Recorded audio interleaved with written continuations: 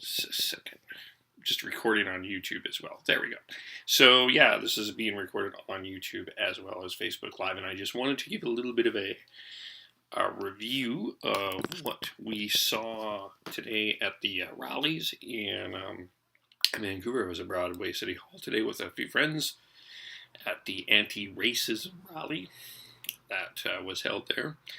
And this is also based on only my views, but the things that I saw on Twitter and media coverage and things like that. So I'm not coming at this with a very biased perspective. I'm just coming at this at a pretty honest, what I saw perspective.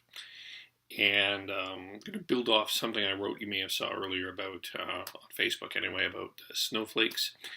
And what I think was great was there was estimates, and I didn't count, but I'm going based on media estimates, that there was probably around 5,000 people there.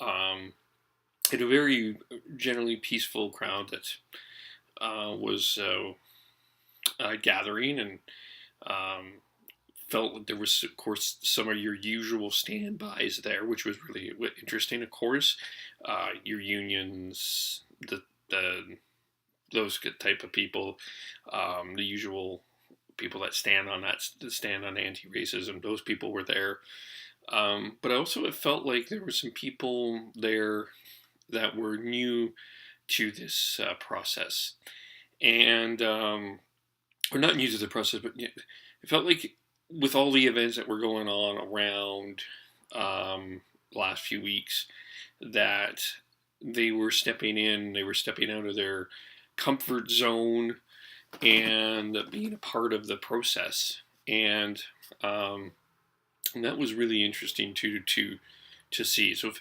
felt like a little bit there's a change in the air a little bit, or there was a change of something. It felt like some people, after the events of Charlottesville, after everything that was going on, it felt like there was a change in the air. It felt like people wanted to take part in that and speak about it and speak into it and take a stand. And that's where I think where it got most of the traction. And there was of course a lot of signs, and I'll be posting those on Instagram and Facebook and Twitter. But the one that struck me that was kind of interesting to me was there was a sign that said, "I'm afraid, but here I am." And I think there was a lot of fear from people coming into this because we weren't sure what to expect from people, and we weren't sure what kind of crowd would be there. There was a scheduled crowd to the anti-Islam crowd, the World Coalition Against Islam, or whatever the hell they call themselves. The snowflakes. Let's call them the snowflakes. The snowflakes were scheduled to show up at 2 o'clock, and the snowflakes never did. And I think there was some fear from people what was potentially to happen, because we were promised the soldiers of old and whatever else nonsense those snowflakes were coming from. And the leaders, or the people that actually organized the event, there were people there that were part of the counter-race protesting our peaceful rally. And we saw one.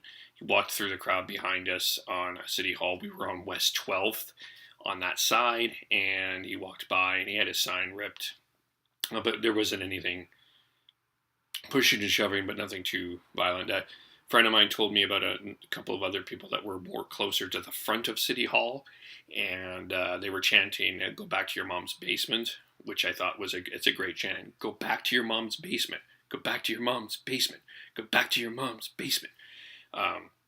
Which was good too. And I think there was some other stuff. I know that on Twitter I saw there was a guy using a Nazi salute and was effectively rebuked and shunned. But nothing overly out of the ordinary. The crowd wasn't violent. So if you hear from the snowflakes that they were afraid of violence, that's a load of bullshit. Okay, let's just call that out. It was bullshit. There was not violent. There was people chanting "Left Trump's hate." There was a peaceful thing. it was a peaceful protest with anger, obviously. I mean, there are signs like, I can't believe we had to protest this shit again. But there was, I mean, it wasn't, they weren't violent. There was no threats of violence. So if the snowflakes say that there was going to be violence, bullshit, we'll just call that out for what it is. It's bullshit. And which is funny, because let's talk a little bit about the snowflakes, and then I'm going to get into the speeches, and then what's next. So the snowflakes, one of them being Brad Salzberg, one of the organizers, a world of this rally, put on his Facebook that I hope they let him speak, and because we're going to kick their ass. And I don't know what his definition of kick their ass is, but they didn't actually show up. None of the leaders, none of these people that organized this rally had the courtesy, courage, guts, or anything like that to come and show up. So August 19th, 2017, you guys want to talk about who the snowflakes are, you're the snowflakes. So there you go, snowflakes. Joey DeLuca, who was promising this big speech to give to the libtards on the left, doesn't show up. He's back in, he's complaining about refugee criminals. Maybe he should look in the mirror. The guy that calls himself Jesse Canada didn't show up. Maybe he should also look in the mirror. Just saying. Didn't show up. And if you're like one of the followers of these guys who are trying to call you into action, wouldn't you like be scratching your head that these guys didn't even have the cuts to show up to this rally? That probably says more than enough about those three that we need to say. So that's that in terms of that part. As I said, the rally was generally peaceful. There were some speakers and a band, and there was an interesting speech from an Indigenous woman that I think it was uncomfortable, and it's not. I think that there's a place here to be uncomfortable. I think that there were some things that she talked about, how the white government, and how she reminded us, of course, that all that we're all immigrants of this land, and which was important. She talked a little bit about how the education system is not necessarily teaching good Aboriginal perspective. Overheard some in the crowd disagree with that a little bit. And I honestly can't remember from high school what we learned. But I think that I've learned more now than I did in high school. And I think that we had, I think there could be a lot more information on that. She talked a little bit about the foster system and how that's worked for a lot of Indigenous youth.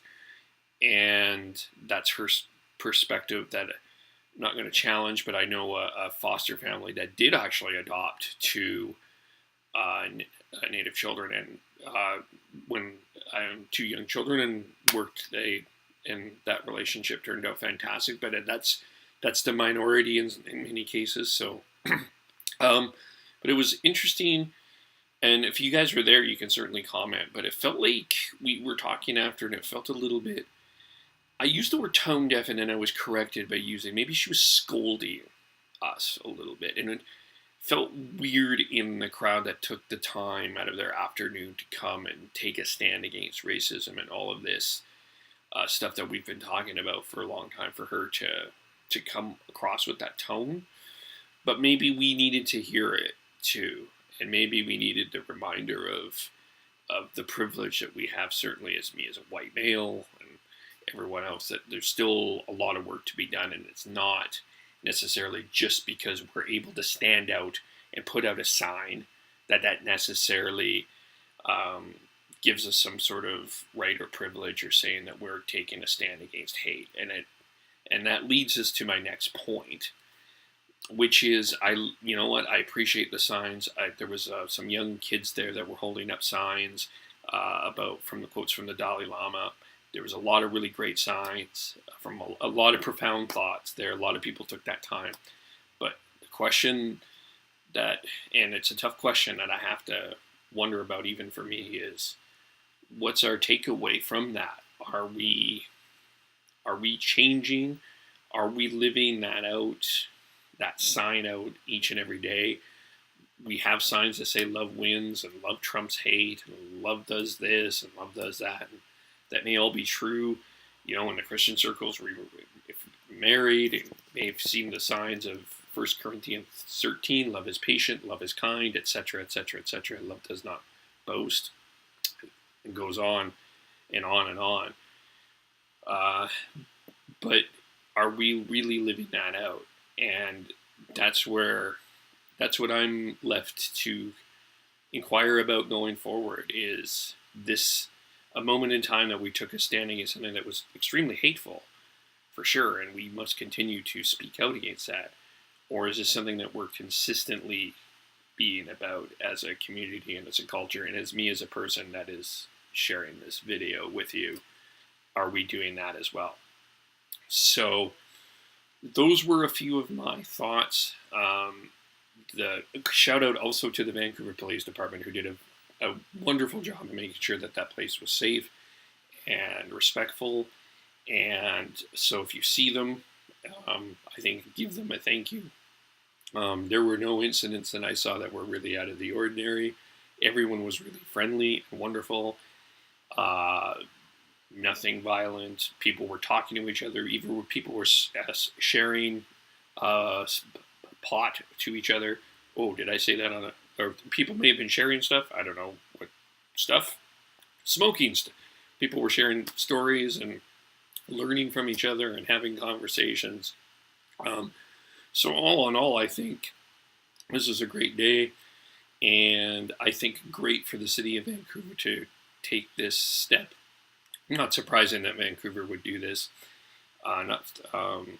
in this way.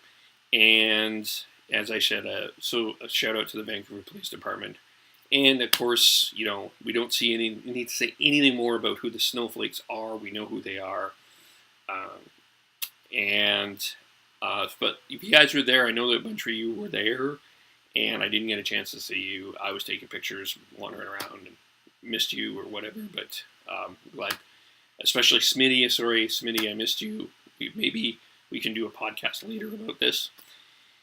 But let me know what you think. Let me know what you saw. If outside of Vancouver you were watching this event, I know there was an event in Boston going on as well. And I think that there was some cynicism as well because of Tina Fey's SNL skit, which I took as sarcasm, but I think other people took seriously. But I think today, you look at the events in Boston, look what happened in Vancouver. I think there was a step in the direction of taking a stamp out on this.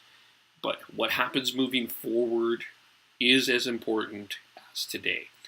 So those are my thoughts, and that's where I'll leave you with. Let me know what you think. Follow me Twitter, KEVOLE.